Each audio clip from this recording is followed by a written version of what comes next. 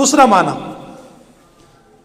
اس کے آگے 2-4 آیات کے بعد ایک آیت آئے گی، رب المشرقین و رب المغربین،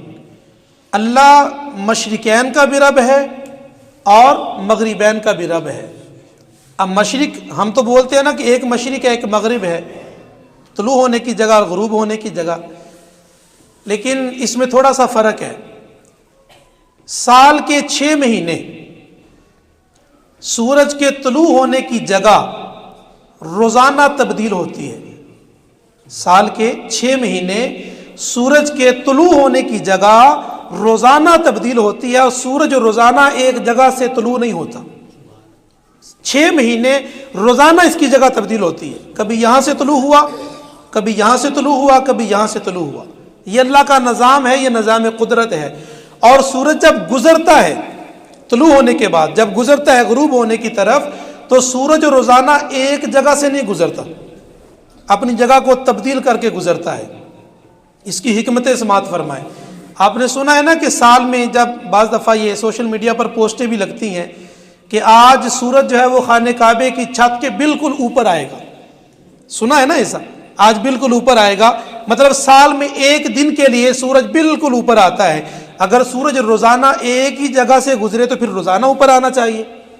سورج روزانہ ایک جگہ سے نہ طلوع ہوتا ہے اور نہ روزانہ ایک جگہ سے گزرتا ہے، اس کی روزانہ کی گزرنے کا رستہ بھی مختلف ہے اور طلوع ہونے کی جگہ بھی مختلف ہے۔ اس کی وجہ ایک بیان کی ہے تفاسیر میں، فرماتے ہیں کہ اگر سورج روزانہ ایک جگہ سے گزرے تو زمین پر اگر روزانہ ایک ہی زمین کے حصے پر یا ایک ہی ٹکڑے پر سورج کی حدت، سورج کی تپش یا سورج کی روشنی پڑے تو فرمایا ایک ہی جگہ پر مسلسل سورج کی روشنی پڑنے سے اس کی حدت اور گرمی سے زمین کا وہ ٹکڑا جل کر راکھ ہو جائے، اور زمین کے نیچے جو رطوبت ہے، جو پانی ہے، جو نمی ہے، وہ ساری کی ساری خشک ہو جائے۔ اور اگر زمین کے نیچے والی رطوبت یا پانی یا نمی خشک ہو جائے تو زمین کے اوپر اگنے والی جو درخت ہیں، جو پھل ہیں یا جو اناج ہے، یہ جتنا بھی اگتا ہے تو زمین پہ اگر وہ اگنے والی وہ ساری کی ساری چیزیں زمین کے اندر پانی کے خشک ہونے کی وجہ سے تباہ و برباد ہو جائیں اگر سورج روزانہ ایک جگہ سے گزرے۔ آپ نے خیر بچے اب بھی کرتے ہیں، پہلے بھی کرتے تھے، اینک والا شیشہ ہوتا ہے نا، اس کو سورج کی روشنی میں لے کر اس کے تھوڑے سے فاصلے پر ایک کاغذ کا ٹکڑا رکھتے تھے۔ اب اس اینک کے شیشے سے روشنی نکلتی اور آگے وہ کاغذ کے ٹکڑے پر پڑتی،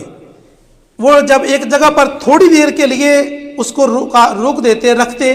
وہ سورج کی روشنی اس شیشے سے کراس ہو کر جب کاغذ کے ٹکڑے پر مسلسل ایک ہی جگہ پر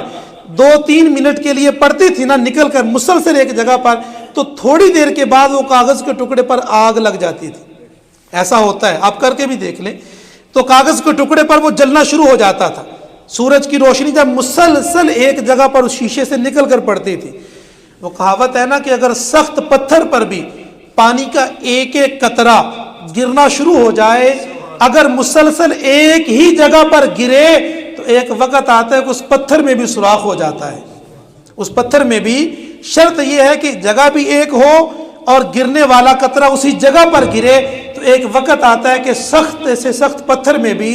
ایک قطرے کے گرنے سے بھی سوراخ ہو جاتا ہے۔ اسی طرح اگر سورج روزانہ ایک جگہ سے طلوع ہوتا اور اس کا گزرنے کا رستہ ایک ہی ہوتا تو جس جگہ پر اس کی روشنی پڑتی وہ زمین کا ٹکڑا روزانہ مسلسل اس کی حدت اور گرمی کو برداشت نہ کرتا اور وہ زمین کا ٹکڑا جل کر راکھ ہو جاتا، اور اس زمین کے نیچے جو رطوبت ہے، جو پانی ہے، جو نمی ہے، وہ خشک ہو جاتی۔ اگر وہ خشک ہوتی تو زمین پر اگنے والا اناج جل کر خاک ہو جاتا، زمین پر اگنے والے درخت، زمین پر اگنے والی گھاس، زمین پر اگنے والا اناج، یہ پھل، یہ ساری کی ساری چیزیں ضائع ہو جاتی۔ اس لیے فرمایا کہ وَالشَّمْسُ تَجْرِي لِمُسْتَقَرٍّ لَهَا، اس کا مکان کے اعتبار سے، جگہ کے اعتبار سے سورج سال کے 6 مہینے روزانہ اپنی جگہ تبدیل کرتا ہے، روزانہ الگ جگہ سے طلوع ہوتا ہے اور الگ جگہ پر جا کر وہ رکتا ہے، یہ اس کا مکان کے اعتبار سے۔ اور جب یہ 6 مہینے پورے ہوتے ہیں تو وہ اگلے 6 مہینے روزانہ اسی جگہ سے جہاں سے طلوع ہوتا ہے ایک ایک جگہ پیچھے آتا آتا سال کے بعد 6 مہینے کے بعد اپنی پرانی جگہ پر آ جاتا ہے جس جگہ سے وہ 1 سال پہلے طلوع ہونا شروع ہوا تھا. تو یہ اس کا ظرف مکان کا کہ مکان کے اعتبار سے جو سورج طلوع ہوتا ہے اس کا دوسرا معنی تھا. فرمایا والشمس تجری لمستقر لہا کہ سورج جو ہے یہ چلتا ہے اپنی جگہ پر پہنچنے تک، یہ ہمیشہ چلتا رہتا ہے اور یہ اللہ کے حکم سے